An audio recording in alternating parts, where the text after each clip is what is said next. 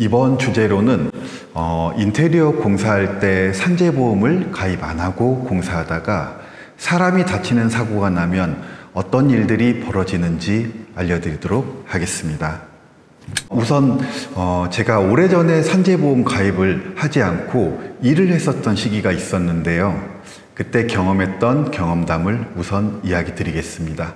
한 4, 5년 전에 8천만 원짜리 의류매장 인테리어 공사 계약을 했습니다.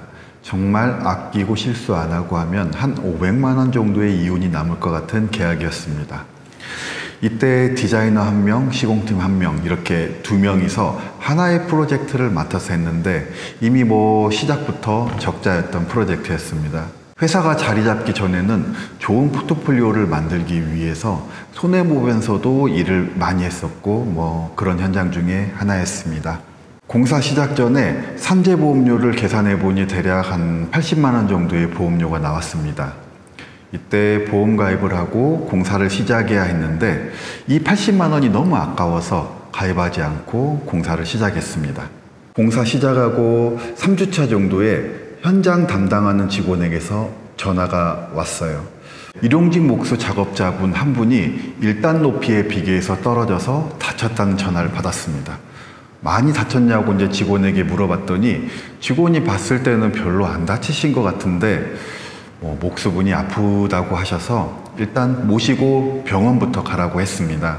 그리고 이러한 상황에서 어떻게 해야 하는지 근로복지공단에 전화로 문의를 했더니 산재보험만 들었더라면 큰 문제 없이 다 해결됐을 건데 라고 말해주시면서 공사 개시일부터 14일이 넘어버렸고 이미 사고는 발생해서 미납되었던 보험료에 연체가산징수금을 플러스해서 납부해야 하고 나중에 일용직 목수분이 보험 처리한 모든 비용의 50%가 또 청구된다고 말씀해 주시더라고요.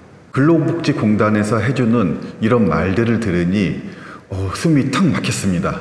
도대체 얼마의 벌금과 보험료들이 나올지 예상도 되지 않았습니다. 일단 일은 벌어졌으니 이를 해결하기 위해서 저는 이제 집중하였습니다.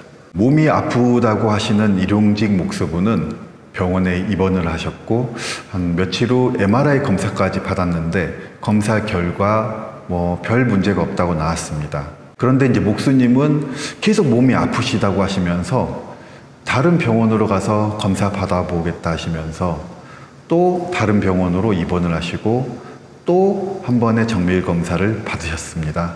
두 번째 병원의 정밀검사에서도 별 문제는 없다고 나왔습니다. 이제는 퇴원하시겠지 했는데 또다시 다른 병원으로 옮겨서 검사를 받아보신다고 하십니다. 이번에는 입원하신 병원에 직원을 보내서 퇴원해달라고 부탁을 하였지만 그 일용직 목수님은 또 다른 병원으로 다시 입원을 하셨습니다. 이렇게 이 목수님은 3군데 병원을 이런 식으로 입원하시고 검사를 받으셨고 3번 다 큰 이상이 없었지만 저희는 뒤늦게 산재보험 가입을 해서 과태료와 거기에 또 미납보험료의 연체가산금까지 붙고 목수분에게 지급된 휴역급여와 요양급여로 3번에 나누어 총 949만 원의 비용을 근로복지공단에 지불하였습니다. 80만 원 아끼려다 12배에 달하는 949만 원을 납부하게 된 거죠. 너무 억울해서 납부 전에 근로복지공단 담당자에게 하소연을 해봤지만 법이 이렇다고 어쩔 수가 없다고 하였습니다. 만약 그때 949만 원을 납부 안 했다면 어떤 일이 벌어지게 되냐면 회사로 급여 징수금이 나오게 되고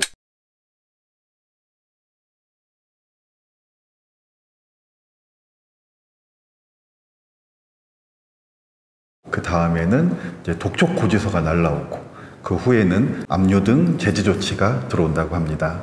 정리해드리자면 산재보험을 공사 시작 14일 이내에 가입하지 않고 일을 하다가 근로자가 다치게 되면 300만 원 이하의 과태료와 미납보험료에 연체가산금도 추가되고 다친 근로자에게 지급된 요양급여, 휴업급여, 장애급여, 간병급여 등 각종 급여액의 50% 금액을 사업주 또는 개인이 납부해야 할 수 있습니다. 그런데 이러한 비용들이 너무 크다 보니 2018년도에 법이 바뀌었더라고요. 저도 이번에 알았는데 사업주가 가입신고를 게을리한 기간 중에 납부해야 했던 산재보험료의 5배를 초과할 수 없어졌습니다. 예전에는 한도 없이 추징이 되었는데 과거에 비해 엄청나게 많이 완화가 된 것 같습니다. 그리고 업체를 통하지 않고 직접 작업자들을 불러서 일하시는 분들이 요즘 많으신 것 같은데요. 이러한 직영공사나 반셀프 인테리어도 꼭 정확하게 산재보험을 가입하시고 공사를 시작하셔야 합니다. 일하려고 부른 작업자분들이 본인의 부주의로 다쳤다고 해도 모든 책임은 현장의 주인이 책임지게 되어 있습니다. 개인 직영공사 산재보험 가입하는 방법을 알려드리도록 하겠습니다. 우선 네이버에서 개인 직영공사 보험료라고 검색하시면 근로복지공단에서 운영하는 사이트가 이렇게 나오는데요. 여기에 보시면 건설업자가 아닌 자가 시공하는 건설공사의 총 공사금액 산정 방법에 관한 규정이라고 이렇게 적혀 있고, 아래에 보시면 이제 용도와 구조를 선택하시고 면적을 입력하시면 됩니다. 용도와 구조를 모르실 때는 인터넷 등기소에서 인테리어 할 주소지에 등기부 등본을 열람해 보시면 다 나와 있습니다.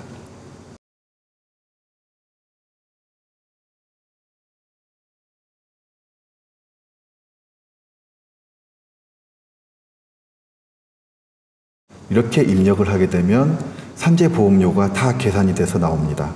이렇게 해서 결정된 산재보험을 공사 현장 소재지 관할 근로복지공단에 문의 후 신고를 하시면 끝입니다. 마지막으로 산재보험은 국가가 책임을 지는 의무보험입니다. 업체를 통한 공사나 직영공사에서 꼭 산재보험 가입하시고 안전하게 공사들 하시길 바라겠습니다. 오늘도 시청해 주셔서 감사드립니다.